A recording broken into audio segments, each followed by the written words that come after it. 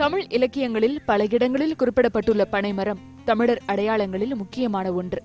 மழை நீர் நிலத்தடி நீருடன் கலப்பதற்கு பனைமரங்கள் பேருதவியாக இருப்பதால் ஏரி குளங்களை சுற்றி பனைமரங்களை வளர்த்தனர் நம் முன்னோர்கள். கடுமையான வறட்சி காலங்களில் கூட நிலத்தடி நீரை எதிர்பார்க்காமல் உயிர் வாடும் தன்மை கொண்ட பனைமரம் மண் அரிப்பு ஏற்படாமல் கரைகளை பாதுகாத்து கடுமையாக வீசும் புயல் காற்றின் சீற்றத்தை குறைப்பதாக கூறுகின்றனர் ஆய்வாளர்கள். பனைமரம் உலகத்திலே அதிகமாக இருக்கிறது தமிழ்நாட்டில் தான். ஆனால் அது அதிகமாக அழிக்க போகிறதும் தமிழ்நாட்டில் தான். ஸோ அது இன்றைக்கி பனைமரம் அழிஞ்சு போயிட்டுருக்கு. கரைகளை இப்போ ஏரிகள் பழைய ஏரிகள் பண்ணி பார்த்தா கரை ஃபுல்லாக பனைமரம் தான் இருக்கும். ஏன்னா கரைகளை வளப்படுத்தும், நீரையும் உள்ளே கொண்டு போய் சேர்க்கும். ஸோ இங்கே கிட்டத்தட்ட ஒரு 500 பனை விதைகள் நட்டுருக்கோம் இன்றைக்கி. தற்போது இந்த பனைமரம் வளர்ப்பு குறித்து ஒரு சில அமைப்புகள் விழிப்புணர்வோடு ஈடுபட்டு வருவதை நாம் பார்க்க முடிகிறது. சமீபத்தில் தாம்பரத்தில் உள்ள புதுத்தாங்கல் ஏரியில் பனை விதை நடும் நிகழ்வு அங்குள்ள கல்லூரி மாணவர்களை ஒருங்கிணைத்து நடத்தப்பட்டது. ஏரி மற்றும் குளங்களை காப்பதை தங்களின் நோக்கம் என்கிறார் இந்த நிகழ்ச்சியை ஒருங்கிணைத்த ஆய்வாளர் ராஜேஷ். இன்றைக்கி மட்டும் இல்லாமல் கடந்த ஒரு 4 மாதமாக வாரம் ஞாயிற்றுக்கிழமை குப்பைகள் மட்டும் எடுக்கிறோம். ஸோ இது ஒரு அடுத்த கட்டமாக தான் நாங்கள் இப்போ ஏரி கரையும் சுத்தம் பண்ணியிருக்கோம்.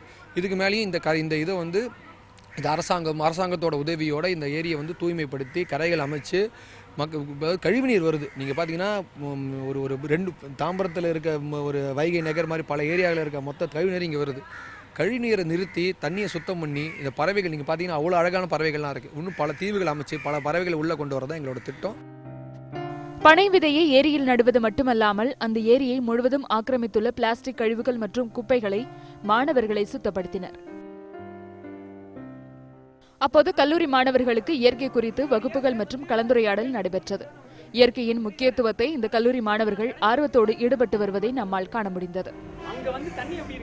இந்த பனைமரம் பார்த்தீங்கன்னா எல்லாத்துக்கும் யூஸ்ஃபுல்லாக இருக்குது. அது முதல்ல பார்த்தீங்கன்னா தமிழனோட அடையாளம். இதை ஏன் நம்ம ஏரியில் வைக்கிறோம் அப்படின்னு பார்த்தீங்கன்னா இது மண்ணை ரொம்ப அப்படியே கிரிப்பாக பிடிச்சிக்கும். இப்போ நீங்கள் மேலேருந்து ஒரு குண்டு போட்டிங்கன்னா கூட இது கீழே சாயாது, அப்படியே மணலை ரொம்ப இறுக்கி பிடிச்சின்னு இருக்கும். இதை நம்ம ஏன் ஏரி கரையில் வைக்கிறோம் அப்படின்னு பார்த்தீங்கன்னா நீர் அடித்தா கூட மரம் சாயாது, ப்ளஸ் இந்த கரையை அப்படியே ரொம்ப ஸ்ட்ராங்காக பிடிச்சிட்டு இருக்கும். தமிழ்நாட்டின் அடையாளமான பனைமரம் அரிதான ஒன்றாக மாறுவதற்கு முன்னர் அதன் பயனை உணர்ந்து பனைமரங்களை பாதுகாப்பது அனைவரின் கடமை. நீர்நிலைகள் மற்றும் ஏரிகளை பாதுகாக்கிறதுக்கு பனைமரம் ரொம்ப உதவியா இருக்கு.